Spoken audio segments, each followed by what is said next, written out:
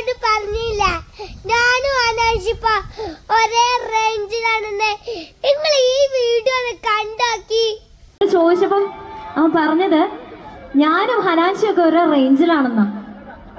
Okay, അപ്പോ നമ്മുടെ ഷാമോനായിരുന്നു അത് പറഞ്ഞത്. സോ അവന് നല്ലൊരു കുഞ്ഞാണ് കേട്ടോ, 2ാം ക്ലാസ്സിലാണ് പഠിക്കുന്നത്.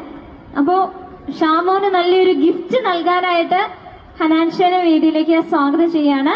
സോ നല്ലൊരു കൈയടി, കമോൺ.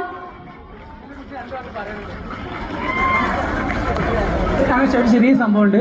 ഇവന് ഈ ഗിഫ്റ്റ് വെറുതെ കൊടുക്കുന്നതല്ല, ഇവന്റെ ഇൻസ്റ്റാഗ്രാമില് ഇവന് ഒന്ന് ഫോളോ ചെയ്ത് നോക്കണം കേട്ടോ. ഭയങ്കര അടിപൊളി പയ്യനാണ്, നന്നായിട്ട് വ്ളോഗ് ചെയ്യും.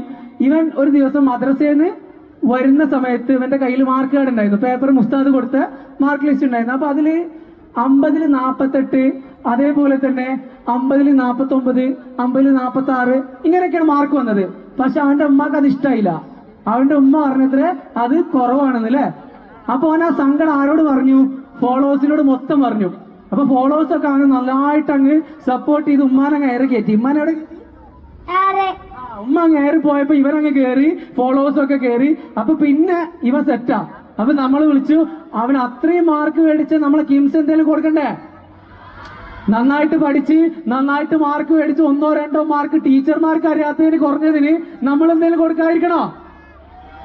അതുകൊണ്ട് നമ്മുടെ കുട്ടികൾക്കൊക്കെ കൊടുത്തതിനേക്കാൾ വലിയ മൊമെന്റ് അവന് കൊടുക്കാൻ വേണ്ടിയിട്ട് അത് ഹനാൻഷിനെ വിളിച്ചെടുത്തി കൊടുക്കാൻ. അവന്റെ അതേ റേഞ്ചിലുള്ള ആളാന്ന് പറഞ്ഞ് ഓ വ്ളോഗിലൊക്കെ ഇട്ട് അതേ റേഞ്ച് ആണത്രേ. അപ്പൊ ഹനാൻഷ് ത്രൂ അവൻ എന്ത് ചെയ്യാണ്, കിംസിന്റെ വക വലിയൊരു ഗിഫ്റ്റ് കൊടുക്കുകയാണ്.